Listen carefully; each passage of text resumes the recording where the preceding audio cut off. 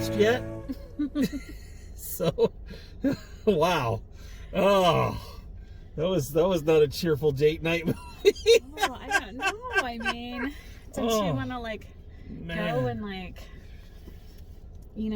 skip along and talk about rainbows and... This movie makes me want to put on a black turtleneck, one of those little French hats, and go read my beat poetry in a coffee house.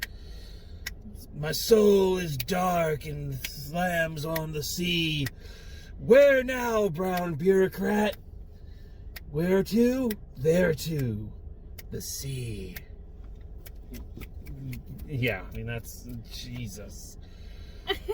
Oh, so... before we start, I feel like this movie is the perfect platform to discuss a very important topic. Okay. I think we really need to get into it. Friends, we live in very trying times. Very dark and history-making times. And, the science coming out is not encouraging. Mm-hmm. Experts believe that by the year 2025, 1 out of every 5 people will have starred in a gritty reboot of Batman. I urge you, talk to your friends, talk to your children about this. We need to stop the cycle now before it becomes another epidemic. You could be the next Batman in a dark and gritty reboot. I urge you, just say no.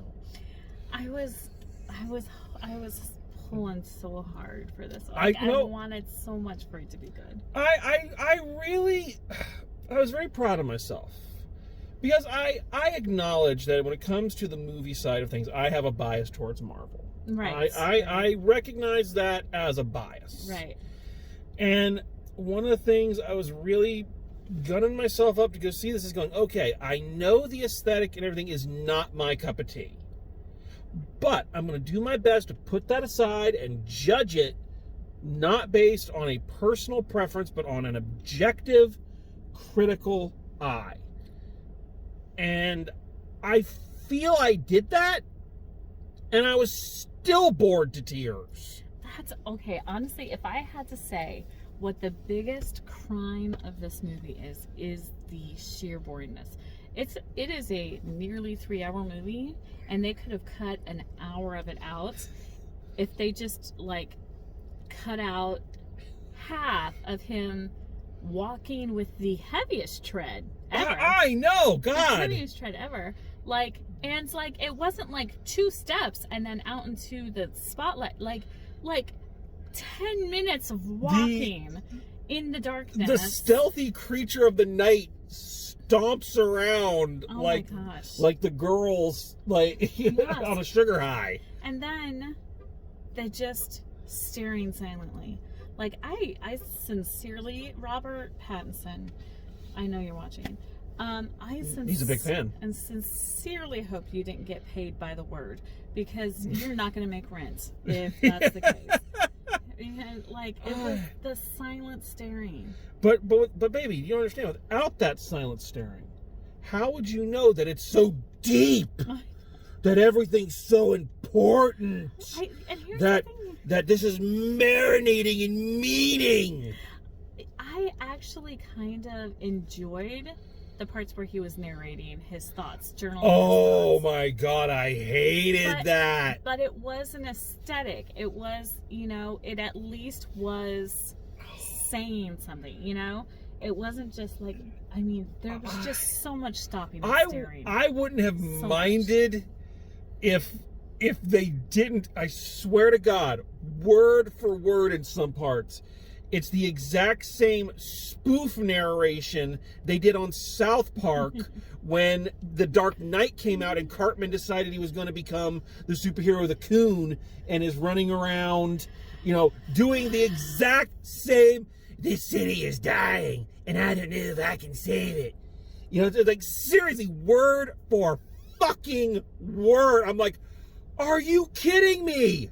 But come on! At least that was a choice. The only other choices that they made in this were to make him walk as slowly as possible. Half the time I was Batman, if you just sped up a little bit, we could get to the points a little faster. Okay? Like, there are two parts of this movie I love. I'm just like, first of all, the constant, non-stop downpour. oh, the rain. So much rain. It is raining. So, all this, I was like, is Gotham, I always thought Gotham was New York. Is Gotham actually Seattle? Like, Gotham is Seattle, is New York, is Chicago, depending. So much rain. So much goddamn rain. Three things. The terrible goddamn accents. The really overdone gangster.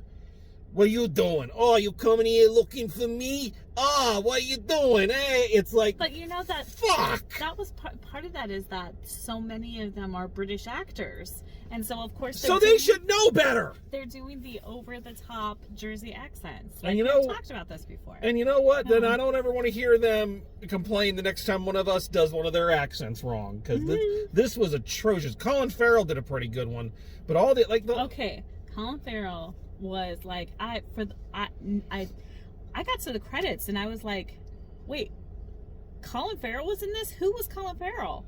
Like, unrecognizable. Yeah, so great job on the makeup, but it does beg the question why you just didn't go find an actor who looked like that. Okay, but who looks like the Penguin? I mean, you could have found. You were gonna have to do. You're gonna have to do something. Even Danny DeVito had to have prosthetics. I mean, you're gonna have to do some prosthetics. But this was so much prosthetics. It's just like it's the same. It was the same argument I had with Fran about my wig in 1776. You could have gotten the ponytail attachment for cheaper. But just saying. I don't know. Like, I don't really. I think with a super over-the-top character like the Penguin, like, you're gonna have to do makeup and cosmetics on everything anyways, and the fact that he didn't have a lot of Colin Farrell-iness coming through. That's true. You know, that was pretty good. And but the only other thing, because you raised some really good questions when we were at dinner, and I feel these are questions that need to come up and to discuss. But the other thing I love, this is the only fucking Batman movie I have seen where Batman knocks on the door. Oh my gosh, he did. He knocked on the. He didn't just like sneak in or like break in. He like knocked on the door. I'm looking. I was like, is this happening? Yeah. Like, that is the most awkward thing in the world. He's just like, I'm here to see the. It's like. He did it like 3 times. Yes. On the same door too. You're just like, aren't you supposed to be the super stealthy Dark Knight? Creature of darkness. I think we have established that stealth is not his thing in this iteration. No, God. But, okay, here's the thing, though. That's not to say that Robert Pattinson as this Batman was necessarily the bad part of this movie. Like, one of the things that we discussed is I don't feel like I can accurately judge Robert Pattinson as Batman yet. I don't think I can either. Because there just wasn't enough there. He was a shit Bruce Wayne. He was. But this was the other thing that we discussed. Most of other Batman movies tend to be about how Batman became the Dark Knight, you know? So, like, how did he become Batman? How does he become the superhero? And this one really kind of turned it on its head. How did he become Bruce Wayne? You know? So I feel like the way that they set it up at the end is really about, because you really miss the charismatic Bruce Wayne-ness here. You get a lot of, like, the way I feel, we got a lot of Edward being Batman, you know? But we should also get some Cedric Diggory being Bruce Wayne, and I'm hoping that comes in the next. I can't make a judgment on him until the next one comes out. I see what you're saying, and I agree with you kind of in theory. Mm-hmm. They did back when, I forget which video it was, but I think it's when they did the Batman and Superman animated movie, and they had a special on that of psychologists talking about the psychological makeup of the two characters. Mm-hmm. And the one guy, and this is something I'd always said, and this guy proved me wrong, and I'm very happy about that, is he says, you know, I don't like it when people say that Bruce Wayne is the mask and Batman is the real person. Right. Because if Batman is the real person, then who is he fighting to avenge? Right. You know, if Bruce Wayne doesn't exist, then the fact that he's fighting to avenge his parents doesn't matter. Right. You know, he's just a monster. Well, see. So from that respect, you're right. Because you're right. What they chose to do character arc in this movie is kind of say he went so far dark. Like, so dark into that Batman that he lost Bruce Wayne. Yeah. And you really did. Like, there was no semblance of Bruce Wayne in this at all. Yeah. You know? So from that perspective, I agree. I think you're right. I think that was an interesting way to go with it. Right. I just don't think they did it well. That's the thing, is I don't think because I feel like the best example they've ever done of this in any medium, I feel, is they did a story arc in the comics called Bruce Wayne Murderer, where he was suspected of murder, and he just decided, well, I'm not going to be Bruce Wayne anymore. I'm just going to just be Batman all the time. Okay. And the rest of the Bat family, Nightwing and Robin and Oracle and all these, Batgirl and all these other characters had to kind of pull him back and say, no, Bruce Wayne mattered. Right.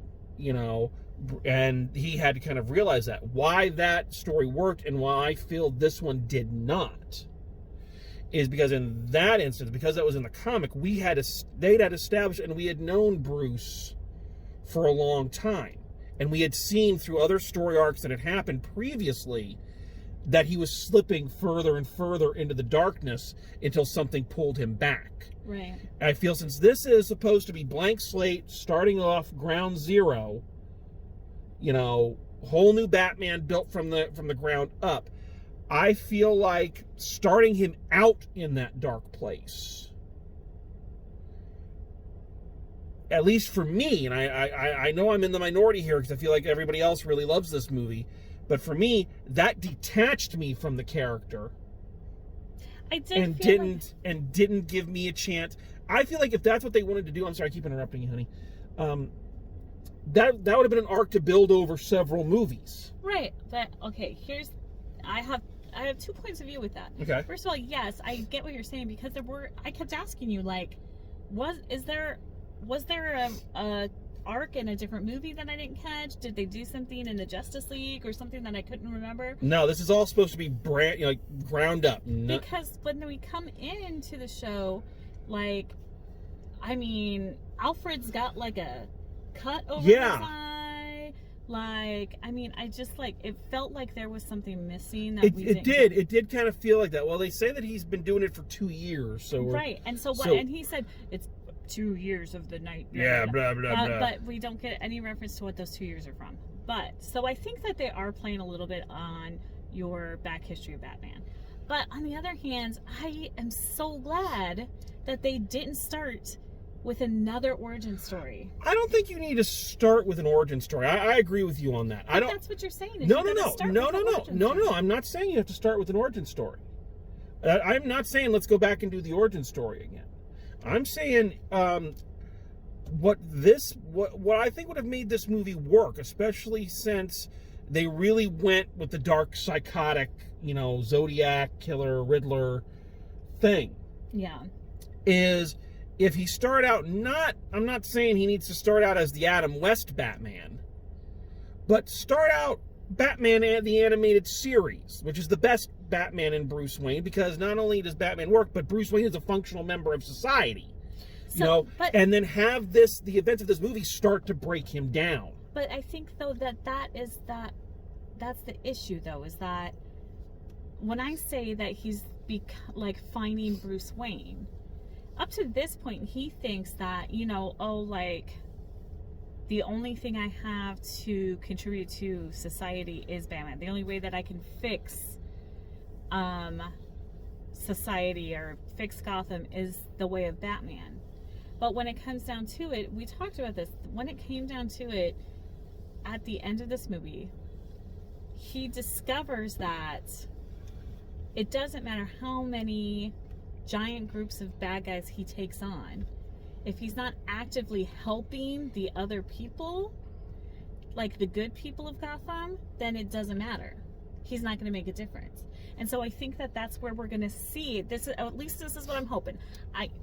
DC, I'm really pulling for you here, because like what I'm hoping is that in the next movie we're going to see him really do that, you know, build up Bruce Wayne into a philanthropist, into helping the good people instead of just focusing on the bad people, you know. So that's why I don't have the issue with it that you do.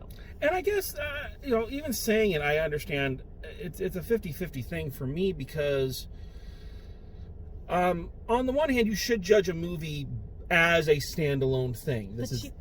But with these things, you know, they're planning sequels. You know, they want a franchise. So you also have to view it thinking in terms of larger picture. Right. It'd be like just judging what's the one before Endgame? Infinity War. Yeah, that'd be like judging Infinity War just on Infinity War. Like you know. Like, oh, you'd leave that movie going, well, that was highly unsatisfactory. But even then, like take the big team ups out of it. Yeah. It's like judging the Captain America in Civil War, right, without seeing where he started out in the first one. Okay. You know, I do appreciate that, but I don't know that and again, I'm not even talking about an origin. Okay, better example. It's starting out, because this is something you've talked to me about, and you ended up being completely right about it. Getting the Spider-Man from No Way Home without the character development that began in Homecoming. Right. So there's no. You look at all three of those movies, and there is a clear arc. Right. Which again, I didn't see at the time. So my question is going to be: so what is the? Because we have to think in terms of franchise with these things. If he's going through that arc and he's coming back, where does he go in other movies? Because you know they're just going to keep upping the ante, especially if they've already saying they're bringing the Joker in, so you know it's going to get even worse. Well, I think it's really going to try, like, if this is the direction I think that this dedication to helping the good people of Gotham, like, I think that having somebody like the Joker, who when you look at the Joker and his, like, not the Joaquin Phoenix one, we don't talk about that. We do not. That does not count. We don't talk about Joker. No. Right? Yeah. Okay. Yeah. I've been spending way too much time with my niece. But when you have the Joker looking at his perspective, I'm not saying his methods, I'm not saying his mental health, but I'm saying his perspective and his mission was to better Gotham. He just did it in a really bad way, you know? And so I think that that's really, like, I mean... See, I don't know if I agree with that. We're getting off on a whole other debate here. Anyways. Because my thing with the Joker is he didn't want to better anything. He just wanted to fuck everything up. Just for the sake of fucking everything up. That was kind of the point of him. No, but he was... That's the whole point of that speech Alfred gives in The Dark Knight. Some people just want to watch the thing. But yeah, he just wants to watch the world burn and laugh. I never agreed with that, because the truth of the matter is that Joker, he wants to bring focus to the already stupid aspects of the world, you know, and he does that by exaggerating their stupidness. But anyways, like you said, that's a whole separate debate. Whole other debate. But you do see a character arc, which is hard. Which is hard to do with the Batman movie. Yeah, he does definitely have a character arc. And I do like that he comes to the end and he makes this realization that, like, it doesn't matter what you do unless you're willing to get down in the muck and help people out. It's not going to make a difference. Well, it's like another internet movie reviewer says, you know, maybe Bruce Wayne could help with a little less, you know, beating up on poor people and a little bit and creating a few more sustainable jobs. Well, or maybe you know, like take one of those mansions and turn it into like Section 8 housing for people, you know? You know, so it's like, you know, which again is what he does in the animated series. That's why he's the best Batman and Bruce Wayne, because he does that. Anyway, but so we talked about a couple of other points with this. And the interesting thing is, this is not a good movie. It's not a good movie. It's depressing. It's too slow. The most boring chase scene. Oh my God, that chase scene was oh fuck, it was like the most so boring. boring. Chase scene. Like, but and okay, about the chase scene, I'll say one thing. I'll say I appreciate the fact that they've kind of gotten away from the Batmobile as a tank. yeah, Because I've really hated that in the past couple of films, but the downside is I couldn't tell the cars apart in the torrential downpour and you have some really good points to make, and I'm sorry I'm getting off on tangents. The fucking non-existent color palette of this goddamn movie. It's like all of DC has a yellowish cast. You ever notice that? Yeah. Like, all the DC movies have a yellowish cast, and it's really, like, obnoxious. But see, that's, again, I keep drawing it back to this, but I draw it back to this. I think the animated series was the pinnacle of all of this. Right. Like, it is the best adaptation of Batman ever, because it marries the gothic tone and the more serious stories, but still keeps things light and colorful. Things pop. Yes, the backgrounds are dark and the sky is red, but that makes the colorfulness of the villains, the green of the Joker, the Riddler's suit, the purple of the Joker's suit, the blue of Mr. Freeze, it makes them pop more against it. So even though, yes, it's a darker toned cartoon, there's still a lot of color, there's still a lot of action, there's still a lot of humor, there's still a lot of, I must say they did give, even with the black leather costumes that Selena has, the different wigs they gave her. That really added a pop of color. Yeah, that was the only pop of color aside from the red in the nightclub. Yeah. Which aesthetically, the movie this looks the most like is the Brandon Lee Crow. That's what this movie looks like. It looks like the fucking Crow. Oh. And yeah. So anyway, you had some really important points to raise. I'm raising minor issues. I can't and the reason I can't write this off or even really call it that bad of a movie is because I do think there's a couple of positive aspects to it. First of all, Zoe Kravitz as Selena Kyle. I have long thoughts, I have long thought that Catwoman is one of the most interesting characters in comic books. I'll agree with that. You know, she's not all good or all bad, which is something that the Batman series does well. I hate Superman because it's all like, you're either good or you're bad, and that's it. Well, one of the other things, kind of mirroring to your point there, is in Batman's Rogues Gallery, she is one of the only ones who isn't doing what she's doing because of some kind of mental illness or some kind of, obsession. She's doing it because she wants to. Right. Although there are storylines that there is trauma in her past. Yes, but she's not being hypnotized or anything like that. Yeah, she's not like she's not there's trauma in her past, but she does what she does because it's the way she wants to do it, not because she's again, I don't want to use the term married to that trauma, but and again, that's why she's such a perfect foil for Batman. He is so stuck in his trauma, and she's like yeah, that happened, but you know what, life goes on. Well, and consistently DC, to me, in my opinion, and not in the movie realm, but just like in the DC universe, I feel like DC's female characters tend to be more well-rounded and able to stand on their own, whereas Marvel's female characters always seem to have some kind of connection to a man. Whereas like you get the female characters in DC and they are fully realized characters in their own right. See, and you when you said that, I wanted to disagree with it, but I don't know if I can. Right. Like I think they've gotten better at it in Marvel. Yeah, I think they have gotten a lot better with Captain Marvel. And I'm talking about just the comic books. Witch, Spider-Gwen. Black Widow. A lot. They've started to really flush out a lot of their female characters and give them their standalone books, and very popular standalone books.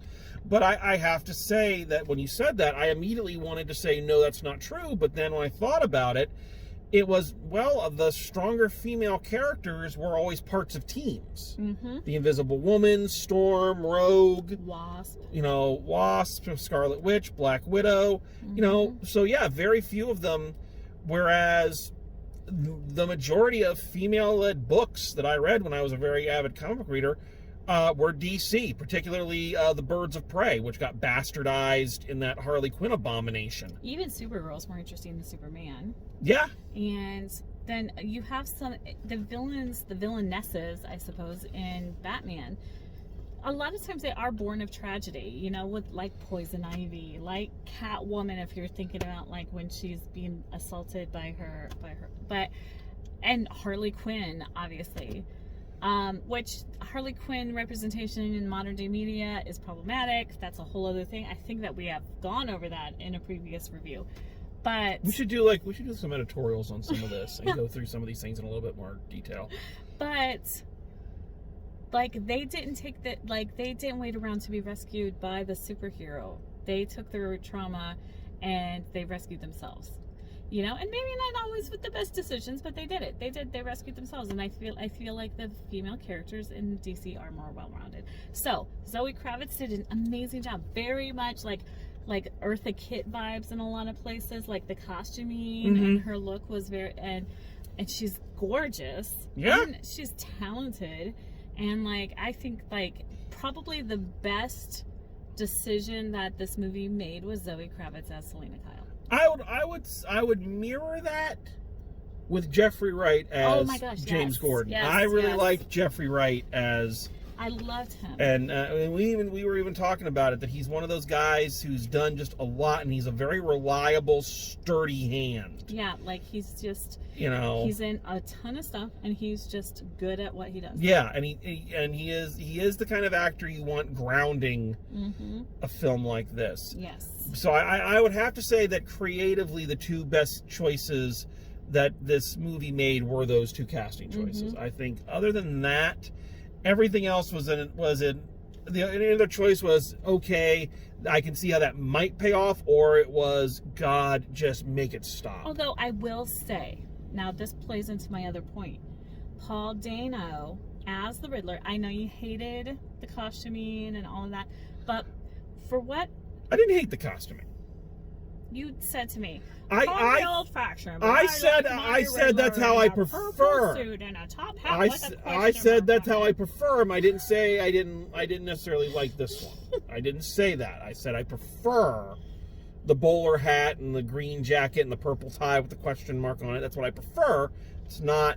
That doesn't mean this is But Paul. So my perspective, I feel like the villain. They were making a comparison to the incel community, men's rights activists, this idea of a certain type of man, predominantly white and not very good with the ladies, has a tendency to blame society and other people for his lack of luck in life. And therefore then decides to make violent moves towards the people around him who are not like him. And he also, there's an involvement of an internet community that just kind of really nails that comparison to the incel community. So when you have, nondescript white male guy as your villain, to me that was scary. Paul Dano as that villain was scarier than, oh gosh, I can't even think, scarier to me than something like Penguin would be, because that's a caricature. The Paul Dano character as the Riddler in this, I know people like this, everyone knows people like this guy, and he's just scary. It's scary. See, and here's the thing, and I think this is kind of the problem with the movie as a whole, is that you're bringing up some really good points. But the problem is it doesn't feel like the movie commits to any one of them. Right. Like, okay, yes, that was in there. But it was only in there in a few... you saw a bunch of people at the mayor's funeral, Right. you know, and then that got dropped until the very end, where in his final master plan, and you see that he had this online community. Yeah. If that's what you wanted to go with, Then it should have. then turn into the skid. Right. But it also was trying to layer in, you know, the evil 1% and the mob guy. you know, the white, you know, what do they call it? You know, the white male. Cisgender. Yeah, cis you know, male. the rich white men who control everything and get away with everything. It's trying to push that in there. It's like, okay. Plus, like, there is a whole layer of corrupt policemen in there too. Yeah, so which is a pretty that's pretty steady throughout Batman. Yeah, so it's like okay, if you wanted to go that way, which is an interesting way to go. Yeah. Then you needed to commit to that Right. fully instead of just saying, "Oh, we're gonna drop it in at these last 2 seconds." But there's so many, like, that's the issue. There was like 5 storylines that went on, and instead of really fleshing one out, exactly, they were yeah, kind of all over the they place. could not commit to anything. The only thing they wanted to commit to was the aesthetic. It's so dark, it's so serious. You know, this isn't a comic book, you know, kind of thing. Which I think is, like, what they really should have done is lean farther into, like I was saying, like when they adapted Frank Miller's Sin City, like they really leaned into the dark, gritty graphic novel nature of it, and they could have done that here, but they didn't do it enough to make a difference. See, again, I'll disagree with that. Having read a bunch of the Frank Miller Batman stories, this is very, maybe not in terms of adapting any of the stories he wrote, but this is very much his Batman. The only thing he didn't do was call somebody, I'm not even going to say the word. Okay, good. But like what I'm talking about is the aesthetic look of it. Like they made it look like a comic book. They made it look like a graphic novel when they were adapting like Sin City. Whereas this one, they didn't make it look like a graphic novel. It looks like it was supposed to be a realistic movie, except for some. Oh, parts. okay. I got what you mean. You know? Okay. So they should have leaned harder into that, You know. I guess. Or they should have gone the other way and leaned harder into the other aesthetic that I saw, which was the noir, true, you know, our detective, like. Well, what's funny is that they did that, but his Robert Pattinson's bat suit was directly lifted from the Arkham City games. Right. Like, directly. Also, Andy Serkis was really good in this too. I forgot about that. He was okay. I liked him as Alfred. He was. This was our other discussion. We'll have to do an editorial. It's more of a thing, kind of like with Robert Pattinson, is he barely was in it enough for me wasn't in a whole lot. for me to go, okay, that's a great Alfred. It was. I thought It was, hi, I'm Andy Serkis as Alfred. Oh, I'm in the hospital. It's like, oh, okay. I guess you know that's what over. I think is interesting to me is that I always think, like, in my head, Andy Serkis looks so much more like Gollum in real life. And then when you see him in real life, you're like, oh no, he's kind of handsome. He's kind of a handsome dude. But yeah, anyways. So here, like, this is the other question we had. Because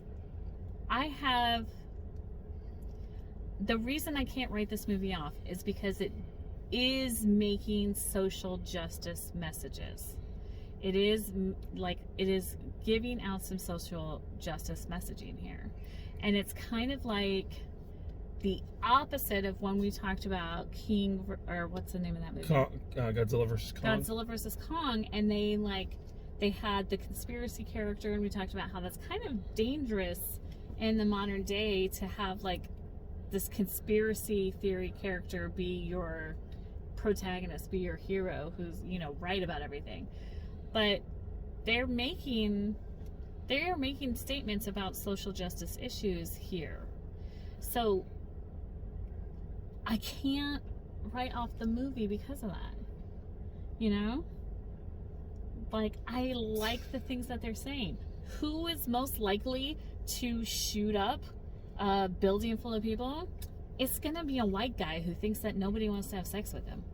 Like, predominantly, statistically, white guy who doesn't get laid.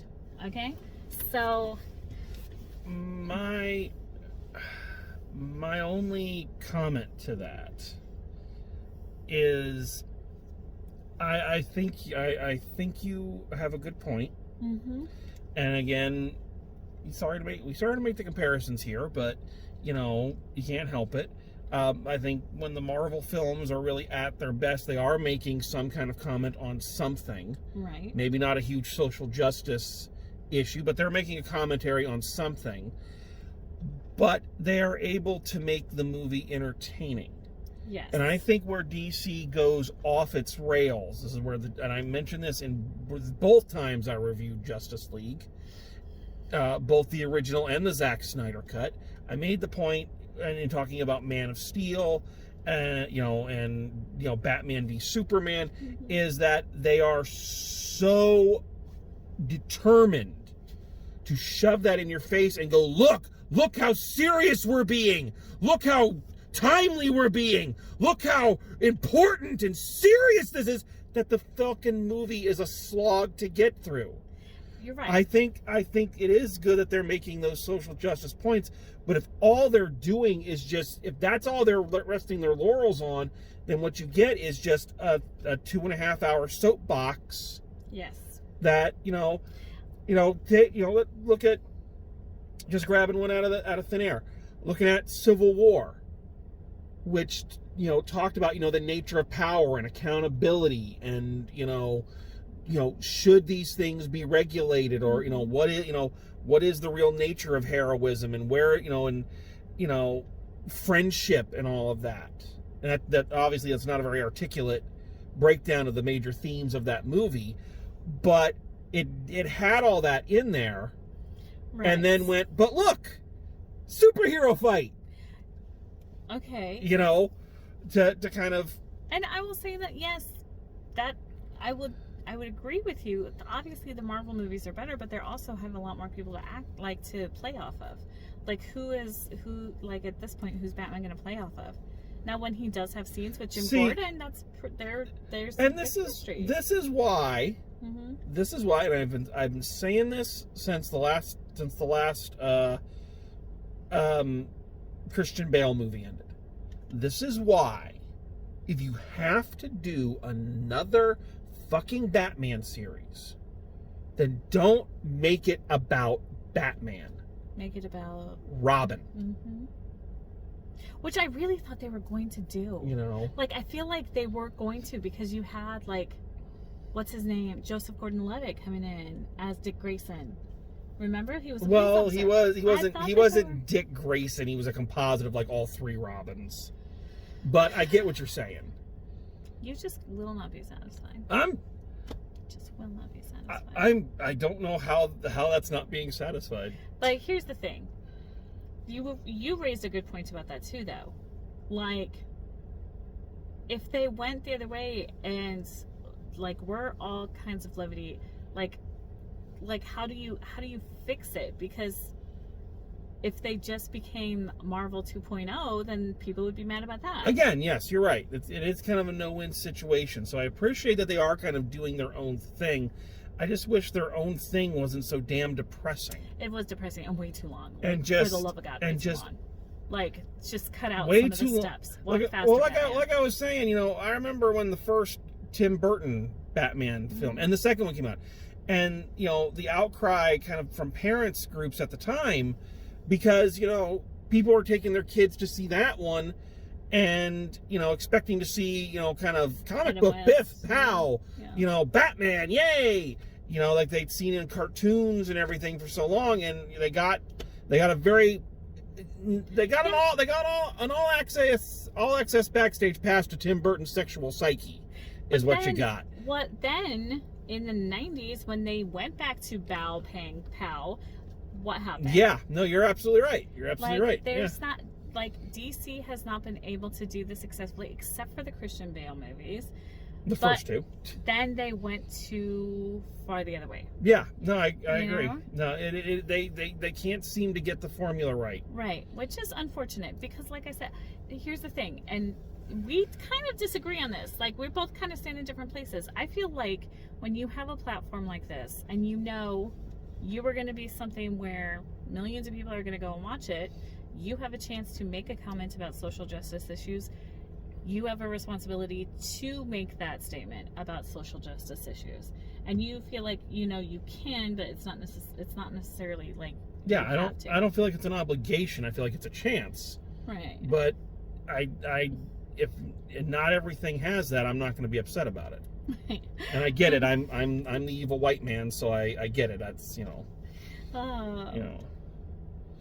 But sorry, I had to roll my eyes really hard go at you ahead. for a second. But go ahead, roll them. The truth is that they were making some good points here, and I just hope that those points get across. Like when it comes to helping and changing society, the only thing that helps and really makes a difference in the long run is getting down in the muck and doing the work yourself, like doing the actual work of it, you know. See, and what I fear is that you are right that it does have some good attributes, but I fear a lot of that is now getting lost because none of it was focused. Yeah. And from what I've just heard is everyone, you know, I haven't listened to any reviews because I don't like to try to go in, you know, unspoiled when I go to review one of these things.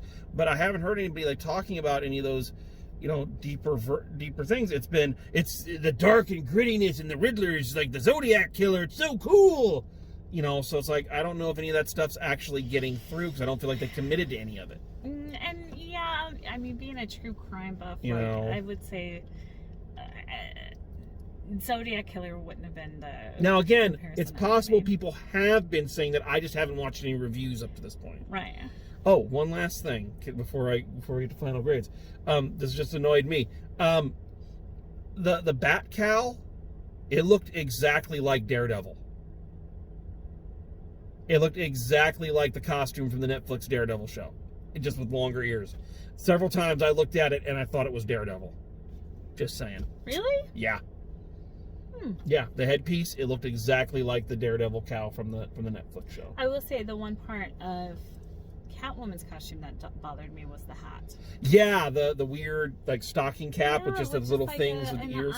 Because the ears were cute, but then it was like the weird stuff across the nose. Yeah. So. Well, again, it's one of those things where I agree with you. I wasn't a fan of it, but I get why they did it because they were trying to make it seem like she wasn't purposely dressing up like a cat. It was just kind of a thing that happened. No, I think she was purposely dressing up like a cat because she's a cat burglar and she collects stray cats. Like, I mean, it's like sometimes I purposely wear hats with rabbits on them, you know, like because I like to make the comparison to myself to a bunny. Okay, so, like I think she was doing it on purpose. I think just like I got more of the impression that it was a homemade costume, like something she designed, like made herself to wear. Right. Yeah. Okay, so we've already gone on fairly long on this one, so let's wrap this up. So final grade for you from for the Batman. I'm going C-. C-. Really? Yeah, because you know, and that's low for me. That's low for me. Not low for you. Low for me. The plot was all over the place. I almost fell asleep a couple of times. And, you know... I'm pretty sure I did doze... I didn't doze off, but I trailed off during Catwoman's origin speech. Oh, no, I didn't. And I was like, oh, God, it was the chase scene. And, like, I almost fell asleep during the chase scene. But, I liked some of the choices they were making. Selena Kyle. I like Jim Gordon. I'm neutral on Robert Pattinson currently. But I have to give it props for putting those social justice messages in there. I have to give it some props. So, C-. Well, what a happy coincidence. Are you really gonna give it a C-? I'm giving it a C- as well. We have never given the same grade. But I'm going to C-. Mine is taking a bit more of a negative turn than yours because while I thought some of the casting choices were fine. I do appreciate some of the social justice things. They were the different takes they were putting on it, but it was so non-committal.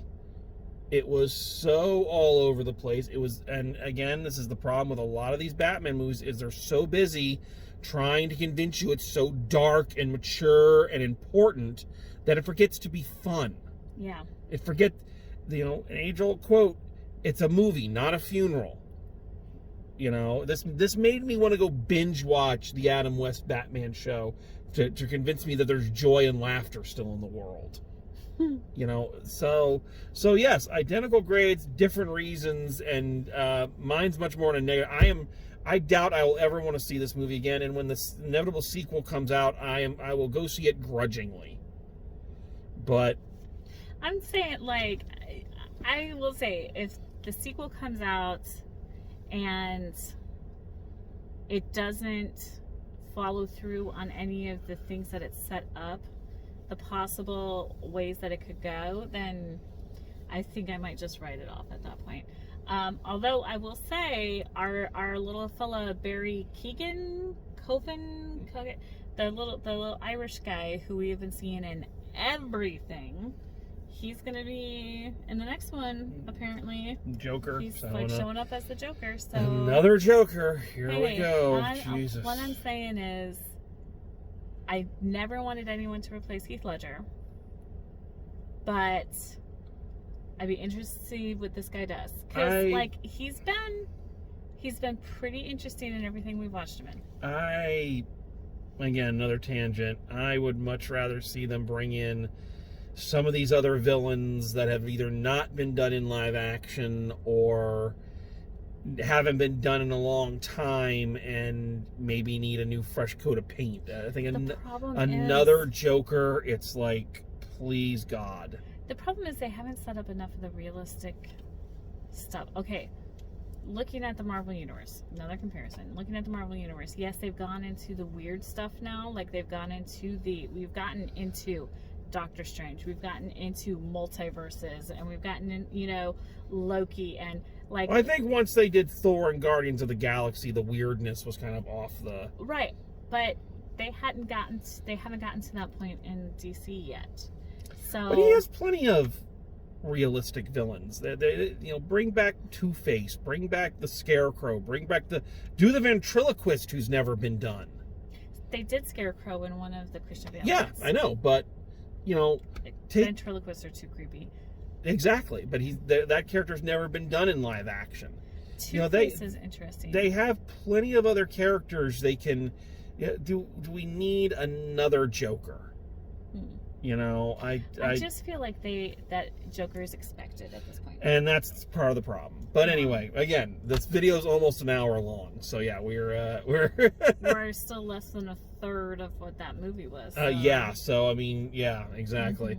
Mm-hmm. But all of these would make great topics for an editorial. Maybe we'll do one of those and just dig really deep into one of these topics. Right. Sometimes. But if you've stuck around throughout this whole thing, thank you so much. Always good to have you on board, my love. Thanks for asking me. Always, my wonderful co-host. And so thank you very much for joining us. And as always, drive safe, and I'll see you at the movies.